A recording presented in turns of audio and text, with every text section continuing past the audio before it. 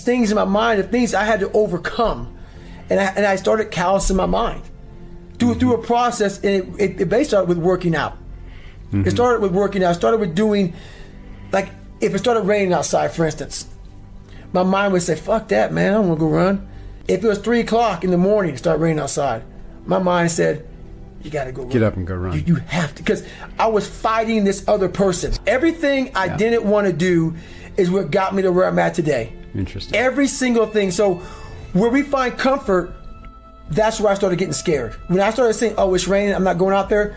No, you cannot say that. You cannot do that. You have got to do this. Mm-hmm. So whatever my brain thought, I did the opposite. Wherever the comfort was, I went the opposite direction. And over a period of time, boy, it calluses the shit out of your mind. Mm-hmm. You start to really develop a whole nother being. Mm. Most people attack life with an unprepared mind. What I do is I try to account for all things that could happen, might happen, probably will happen, and then the unknowns. So basically, I can't account for everything, but I do know there could be some things that come up in life that you need to be ready for. I know for a fact I'm not going to want to work out tomorrow. Therefore, I'm preparing my mind for that. I don't want to do that. I know tomorrow will come with some difficult decisions to make. Preparing myself, not in a morbid way, but just like, look, man, be ready for life. Don't let life just start attacking you left and right. Make sure that you start to build a mental armor so then you're ready for life. And that comes with a very physical way, and the physical helps out the mental. But honestly, it was, I realized at a young age how to change myself was through discipline. And the military didn't teach me that. It was something I realized I had zero discipline, zero self-discipline. And I realized I have to start developing this. And I started really because I was horrible at reading and I was horrible at writing. I have so many learning disabilities, it's not even funny. So I just sit down at the table and spend so much time in this, reading and writing and learning. And that kind of translated over to my self-discipline with working out. So that's where it started. I started when I was about 16 years old and said, well, I'm a 4th grade reading level. You know, let me go ahead now and start really focusing because I'm not gonna get in the military and I gotta pass the test. Yeah. So that's where it started for me. It's more important to own your weaknesses. You got to really triple down on those, man. Because why? You wanna become a full human being. We like to run away from weaknesses. Like for instance, if you're good at running, all you wanna do is run. Mm. If you're great at reading, you have several books. But we don't do those things that we're not good at. So for me, I realized, shit, man, like I keep on running away from these things I'm not good at. I have to dive into these things. I have to become one with these things, and that's what happened. And so I own them both. Yeah. And I talk very openly about them both. Well, what drove me a lot, and it's kind of funny, growing up, being the kid I was, I found strength in different movies. So I come home, in one movie I found a lot of strength, and as funny as it may seem, but I visualized this scene. I do it today during the pull-up record. I did 4,030 pull-up. The last time I did it, I actually got it. It took me 3 times. I played one song for 17 hours pretty much. And it's from this movie, Rocky 1, round 14. I related to the person in the movie, but just the one scene when Apollo's beating the shit out of Rocky. He falls in the corner, and everybody, and Rocky, and Apollo turns around, arms up, happy as shit. I got this guy. He turns around not knowing that Rocky's trying to get up off the canvas. Mickey's his trainer, saying stay down. Right. Everybody's saying you did good. You did good. You went 14 rounds with the champ. Rocky didn't hear shit. He got up, and what sticks in my mind today, and I'm seeing it right now, when he got up, Apollo starts to turn around to see the aftermath of what the fuck he just destroyed. And he did not expect to see what he saw. And what I see out of the whole movie, I see Apollo Creed's face. And I said to myself as a young kid, I want to be that. I don't need to win. I don't need trophies. I don't need people to fucking like me. I just want what he has. A fictional character, whatever the hell it was, I want that. And I visualized that. And I want to become the guy who can get off the canvas. Life. I'm talking about life right now. Yeah. In life, even life itself puts their head down toward David God. This motherfucker is not going to stop. So that mentality became what I wanted. And that's how it started, with that visualization of the canvas. And all I got to do is just keep getting up. I literally at 297, I just started calling up different recruiters, active duty recruiters, and they got into the conversation about how much I weighed and this and that, and to cut to the chase, they all pretty much laughed me off the phone. Like, you know, man, you're 6'1" and 297. You can only be 191. You know, like height and weight limits and everything else. And I was way exceeding those with prior service and everything else. I was one of those not too good recruits to pick up. So I went to the reserve recruiter. Steven Saljo was my recruiter. I walked in weighing 297. He looked at me strangely, and I said, I want to be a SEAL. And lucky enough, the guy looked at me and said, let's see what we can do. He weighed me. I weighed 106 pounds overweight. And this is during the whole 1999 transition to 2000, so the whole computer glitches and everything else. People were worried. So they wanted to get me into this class because this reserve program that I like to be a part of was going to end. The guy said, man, there's a program that's about to end that you can go, and if you make it through BUDS, you'll then go active duty, and you'll be a SEAL. If not, you come the fuck home. And I was like, ugh. So anyway, he goes, make you lose 106 pounds in less than 3 months. I said, I can't lose that weight. Went back to work. A bad day happened. I found a lot of cockroaches, a lot of rodents. On my way home driving, I said, this is my life. My life is this. This is my life. I'm not that smart. I have a horrible life. I have these two guys. One guy that... So I became this 297-pound person because it became my body armor. Because the inside was a fragile, weak, insecure kid. So I put this big man around it. So when people looked at me, I intimidated them. I scared them. But if they knew the real me, just a little punk. I was a little punk kid in a 24-year-old guy's body. So I knew that. No one else did. So I tried to change my life, and it started there. I went to the recruiter's office. I went there. Bad day at work. The bad day at work made me realize I couldn't run. The first thing about it was, so I said to myself, I'm gonna run 4 miles. My first run out the gate, I'm gonna run 4 miles. I ran a mile. I ran a quarter of a mile, walked home, sat on the couch depressed. I said, man, there's no way I can do this. But what I realized, though, is I wasn't going to give up, because I already given up a million times. And I thought about, how would I feel at 50 years old?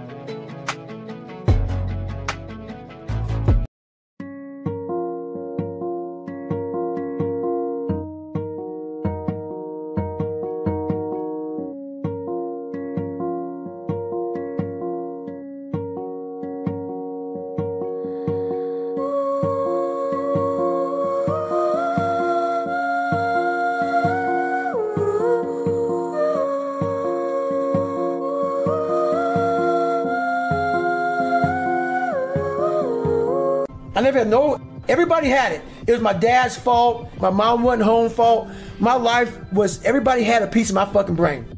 And through this journey of suffering, and the suffering, I put it in because I started finding myself. And I started, oh no, I'm taking this fucking back from me. This part of my brain is mine now.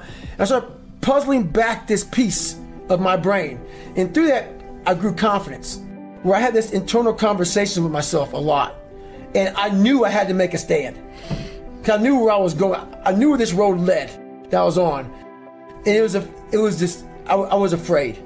I was afraid to make that stand. So this process was going on a long time in my mind. You know, I was afraid of this, afraid of that, afraid of this, afraid of that. I knew I had to face this shit, man. But through facing a lot of this stuff, that's what started happening to me. through facing it, I started getting more and more courage, one thing at a time. So when I overcame the water, more courage. When I overcame the fear of myself, the fear of failure, the fear of being judged, the fear of kind of like, so in this process, I went from David Goggins, I started forming a guy named Goggins. I had to really I realized I had to reinvent a whole nother human being within myself, because who I am wasn't going to make it. This guy is not going to cut it. So I had to be a guy who can take any kind of pain.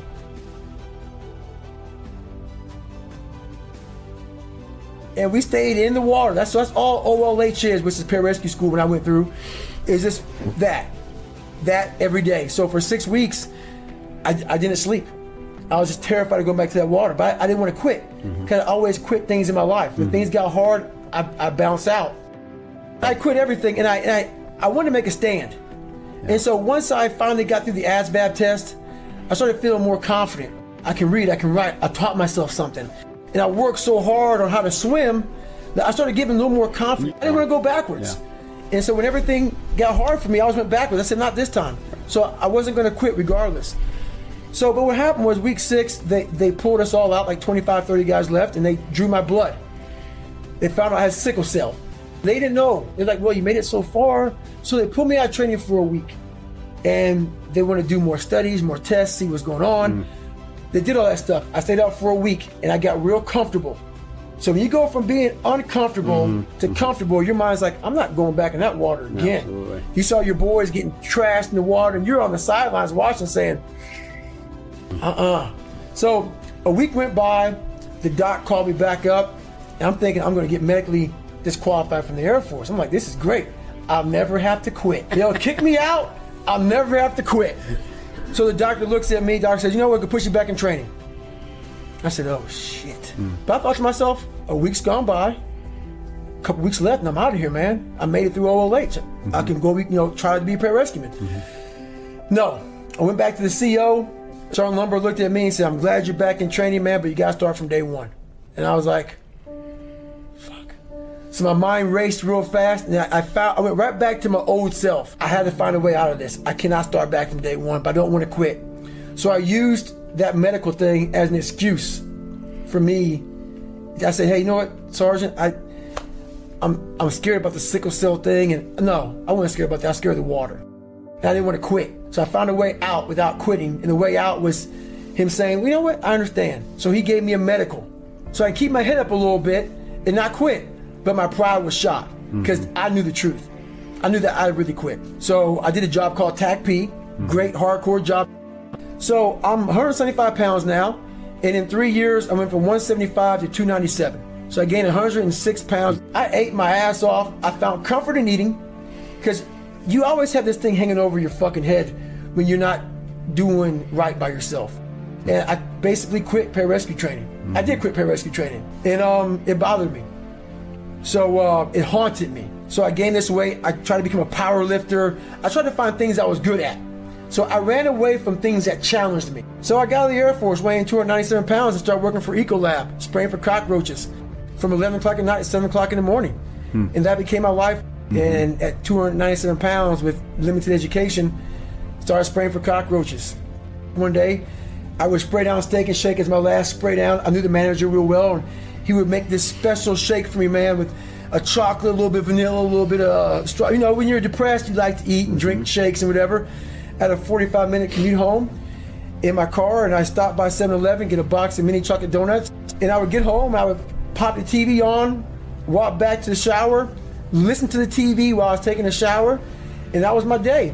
This day, what came on was a Discovery Channel show. I don't know if it was Discovery Channel or History Channel, and I said, it's the hardest train in the world or something. So, you know, I'm trying to be a pararescue, so I want to see what the fuck you're talking about. So I walked out, sat on the couch, start watching this, man. I saw the waves rushing over them, the snot bubbles, the jackhammer, the sugar cookies, and I felt so small. I felt like I was what everybody said I was, nobody. What I said I was, nobody.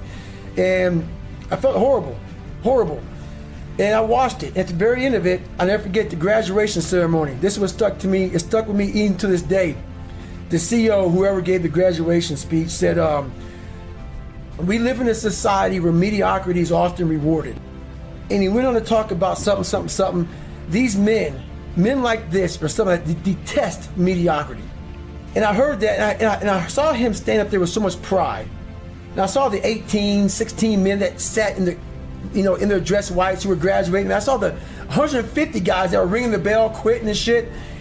And I said, I wonder how it feels to be that motherfucker sitting there in that white uniform, knowing that all these other guys came that were just as good as me and much better than me. And I'm sitting here at the very end of it all. Yeah. I never had a feeling of completion, a feeling of success. And I said, I gotta face this water. I gotta face this fear. Whatever the learning experience I got from mile 70 to mile 101, 'cause that's when I ended up getting, changed my life forever. I thought I had gone through all these different crucibles in my life, and I thought I was at the pinnacle of mental toughness, as they call it, mental toughness, whatever. Mental toughness is a lifestyle. Yeah. It's not a class. So I was here, and I thought, man, I'm way up here mental toughness wise. My mindset's great. Mile 70, I sat down in this chair, and my nutrition was so bad, my plan was so messed up. I sat down, and I literally had to go to the bathroom so bad. I hadn't gone to the bathroom in 12 hours.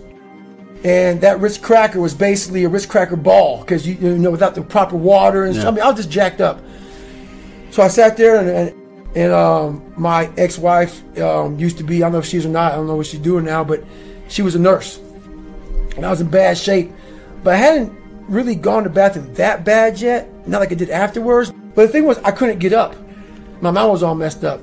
But one thing I realized that we get so anxious, and in that 1 or 2 or 3 seconds, called the 1 second decision, you seize up, but you flood the compartment, which is your brain, of all this shit. The what ifs, oh my God, you spaz out, and then you quit, and then once you quit, you regret it. Happens all the time in Hell Week. 130 hours, you get in the first hour, they freeze your ass off, and you can't comprehend 130 hours of the shit. You're freezing. You're not going to go home that night. You're not going to Island Pasta to get the pasta meal that night. Your ass is mine, and you can't handle it. So I started just learning these processes of calming my brain down. I'm in the worst shape of my entire life. I've gone 70 miles. I've never gone past 20 miles. I'm horrible. It's a great rewarding feeling, but it's also a feeling of the worst pain I've had in my life. My feet are broken. I'm messed up bad, and I had to take this big pile of shit and slowly start to compartmentalize what was in front of me. And the first thing was, you can't stand up. Your blood pressure's messed up, so you can't go another 30 miles unless you be able to stand up. Fix that. Got around those issues. I was able to stand up, got on the track again, and I was barely making it on the track. And then this is what changed my life to this day. I can't really imagine anything ever topping it. At mile 81, my ex-wife looked at me and she said, we're not going to make this time, because I was going like a 30-some minute miles, barely getting around the track. The shape I was in at mile 70 was the worst shape of my life. I can't say it enough. I ended up running I ran 101 miles. I ran the next 20 miles. Didn't walk another step. And I did it in like 18 hours and 56 minutes. And what I believe happened to me is when my mind, body, spirit, everything, for the first time, and it's never happened again since that time, everything really connected. When my mind knew he's not going to quit this race. Non-negotiable. I gave myself no way out. My mind said, we have to find more. We've all of us have gone through very hard times. But when we're in a hard time, our mind has a way of forgetting what all we've overcome. I have a way of taking 1 second when I want to quit and saying, okay, you endured this. So I look at my life and how I came up as the ultimate training ground, versus most people look at it as why? Woe is me. God, why? Why? I had to flip this upside down and say, hang on a second. God was training me to be one of the baddest men on the planet. That's how this was my journey. So when I was in the worst time of my life in Hell Week, I looked at everybody and said, I'm the most trained person here. So I'm looking at the baddest people on the planet. I'm looking at them like this. You guys can't hold a stick. So I started looking at verses like, I don't belong here, versus like, I might be the baddest person to ever come here. Who could have pulled this off? Who could have been given a sewer to live in their mind and say, okay, at birth, I'm gonna put you in the worst place on the planet Earth, and let me see if you can go to the top of the mountain with nothing. But just hard work, grit, and figuring it out, and not putting yourself back in the dungeon every time something got hard. So that's what became my daily voice was, you really are the baddest person on the planet. And after a period of time, you start to believe that. And so that's what happened to the first Hell Week, the second Hell Week, the third Hell Week. That became my new norm. Yeah. So what most people fear, I can never go through one. I don't want to go through two. Right. Even SEALs would tell you that. That Navy, so I did 18 months in Navy SEAL training. It's only supposed to be 6 months long. It became my new norm. Right. And that's what people don't do enough of. You're always looking for a new norm. And that's how my mind started saying, getting beat, suffering, broken legs, this is my new norm. And my mind started changing with the reality of who I want to be.